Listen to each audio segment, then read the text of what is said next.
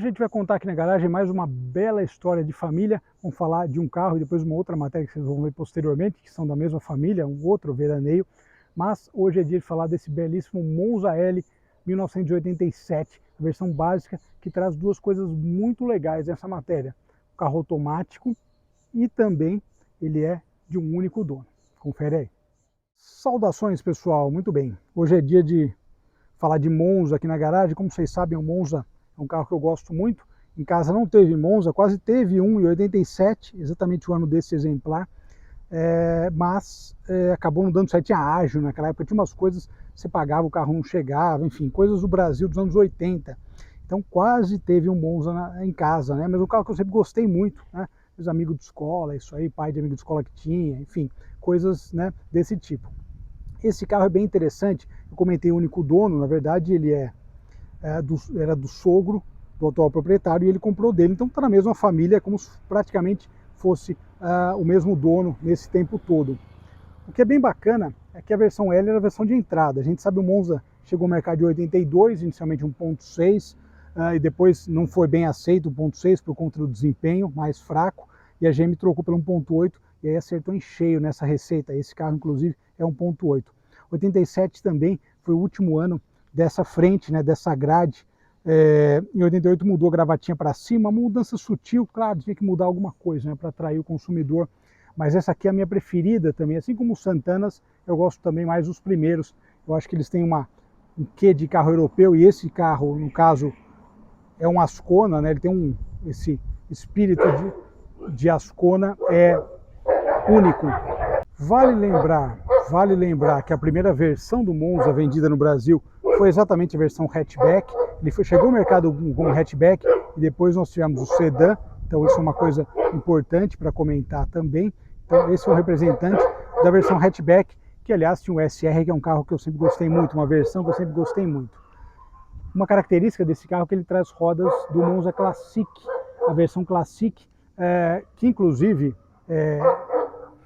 ela rodas de 13 polegadas e pneu de 13 polegadas está muito difícil de achar. Eu cheguei a comentar um dia naquela caixinha de perguntas do Instagram sobre isso. Mas a versão L, ela era bem simples, mas esse carro recebeu alguns acessórios que foram instalados pelo proprietário, né, pelo primeiro proprietário, quando ele encomendou o carro na GM. Ele era um carro no estilo PCD, eu vou comentar daqui a pouquinho, por isso que ele é automático. Como a gente sabe, o automático era um carro difícil de ver nos anos 80, ninguém queria, porque tinha pouca marcha, porque existia um preconceito também contra os automáticos, mas enfim, a gente vai contar essa história. Vocês estão vendo ali, ó, outra veraneio, olha que maravilha. Essa também está na mesma família, vamos contar essa história na próxima gravação. Coluna B, olha o detalhe do design da coluna B, uma coisa que eu sempre gostei muito nos Monzas, né? Disfarçava, né, a área envidraçada grande, realmente um carro muito bacana. Eu sempre gostei muito de Monza, né, desde criança, por conta disso. E aqui na traseira, outras características que chamam a atenção. 1.8 Automatic, porque era um câmbio automático e era difícil você ver justamente esse badge na traseira, esse logo na traseira.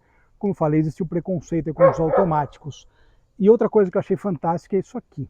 Os prolongadores, na verdade, os prolongadores de lanternas, né, que a gente via no Monza Clodovil.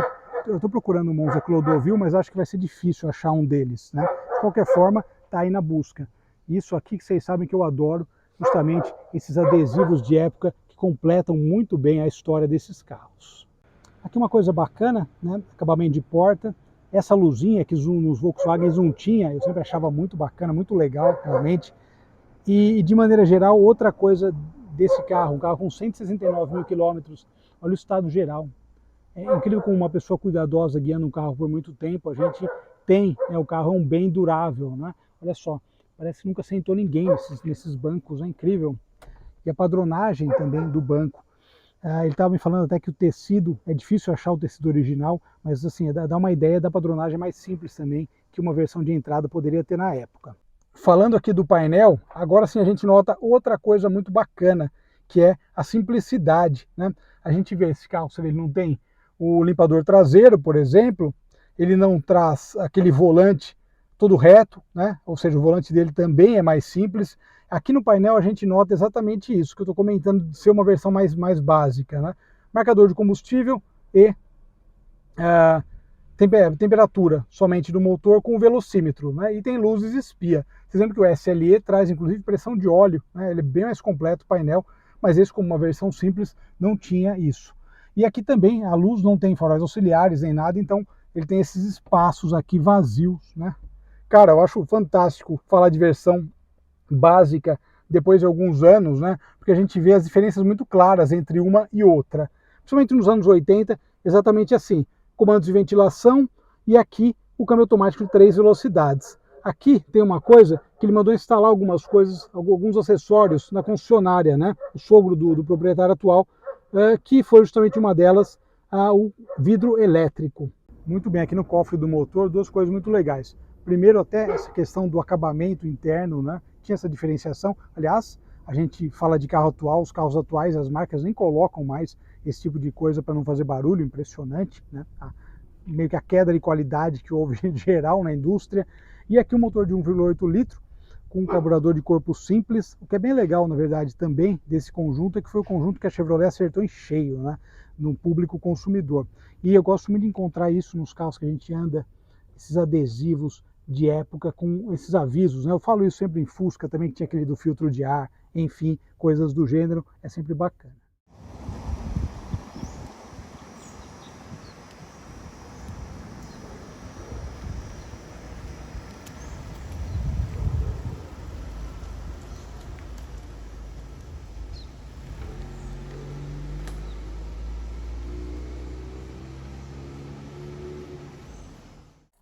Bem-vindos a mais uma História de Família com Renato Bellotti. Bom, em breve vocês vão ver uma outra matéria que eu gravei com outra veraneio, que é dessa mesma família. E a história desse carro é igualmente sensacional, meus amigos. Eu fico feliz, né, de poder trazer essas histórias para vocês.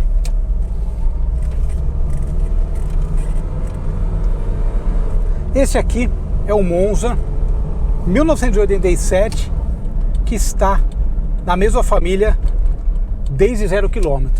A história é bem interessante porque em 87 o pai do atual proprietário, que é o pai, né, o atual proprietário desse carro é o pai do dono da Veraneio, que a gente vai ver em breve, a Veraneio Azul, né? Ele foi comprar um Monza, mas precisava do Monza que hoje seria um PCD, ou seja, ele tinha um problema de locomoção em um dos braços, pelo que ele me falou. Então um carro automático ou hidramático, como eles chamavam na época, ajudaria muito, né? E eu comentei até no início da matéria que na década de 70 e antes disso, e 80, o carro automático ele não era bem visto no mercado, ele não era visto como um carro de luxo, um carro completo. Não, ele era visto muitas vezes como carro de alguém que tem deficiência, tal. A pessoa tem algum problema, compra carro automático. Isso também, logicamente, se a gente analisar o contexto da época, relativo também à própria evolução das transmissões. Essa aqui, por exemplo, como a gente já viu naquele Monza venezuelano, é uma transmissão de 3 velocidades, assim como a Volkswagen também usava no Santana. Claro que isso limitava um pouquinho o desempenho, a Ford usava no Del Rey também 3 marchas, mas era o padrão da época. Os Mercedes tinham 4 marchas e já era um negócio, legal pra caramba, automático de 4 marchas.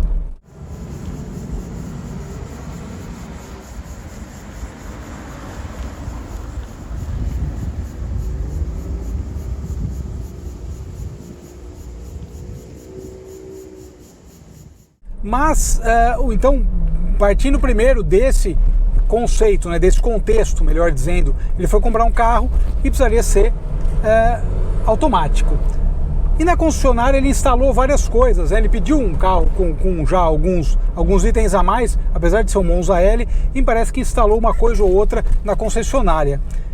E dessa forma ele acabou tendo um Monza L com algumas coisas a mais, né, que a gente encontrava num Monza L, digamos, convencional. Como a gente sabe, na década de 80, os carros mais básicos eram básicos mesmo e não tinham itens simples. E esse aqui tem várias coisas aí que a gente nota, inclusive desembaçador traseiro e tal. Depois disso, o carro passou para o atual proprietário, né, que manteve o carro dessa forma, com esse cuidado, com uma usabilidade também. Ele estava comentando comigo que ele usa o carro nesse tempo todo, ou seja, o carro está com 36 anos.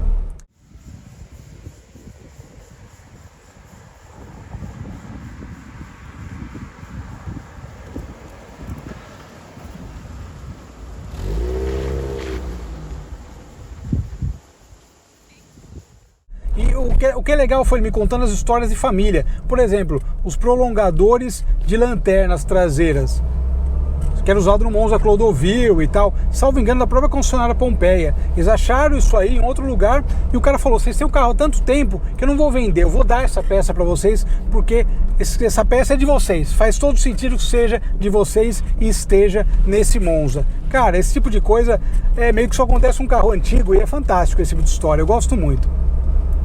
E falando um pouquinho da história do Monza hatch, o Monza surgiu como um hatch aqui no Brasil, né, um Opel Ascona, né, inicialmente hatch, e daí o sedã, os 3 volumes. Inicialmente 1.6, o público não gostou muito do 1.6, mas a Chevrolet agiu rápido, né, e trocou pelo motor de 1,8 litro. É o caso desse aqui. Você vê que mesmo com o câmbio de 3 marchas, que é uma transmissão da época, é um câmbio que você vê que com a manutenção regular, 36 anos rodando aqui, usando esse câmbio nesse carro. Cara, fantástico, realmente. Ele tem um botãozinho ali no fim do curso do acelerador, que é o kickdown, e as trocas são bem suaves, você nota a mudança de marchas, mas dentro do que você já vai esperar de uma troca de marchas, né? Incrível, cara, incrível. Estado de conservação sensacional. Então o hatch surgiu, depois, né, o 3 volumes, e 1.8 realmente consagrou o Monza no mercado. Ele era sonho de consumo na época e era um carro que as pessoas queriam, e nas suas configurações, né, mais 2 portas do que 4 portas. E aí ele fez sua história. Eu queria falar do Monza L, curiosamente, que eu vi uma vez com meu pai aqui para São Paulo, com o Monza L, acho que era 88 ou 89, cor de vinho.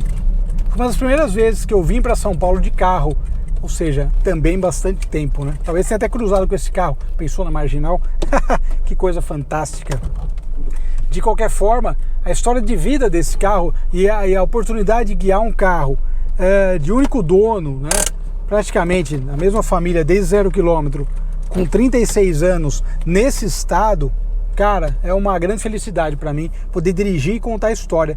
É muito legal mesmo, realmente. O proprietário está de parabéns pela conservação do carro, que é algo realmente singular. Está de parabéns. Obrigado pela audiência, um grande abraço. Dá mais uma voltinha, né? Quantas vezes tem a oportunidade de dirigir um Monza de único dono, né, com 36 anos? São poucas. Obrigado, um abraço.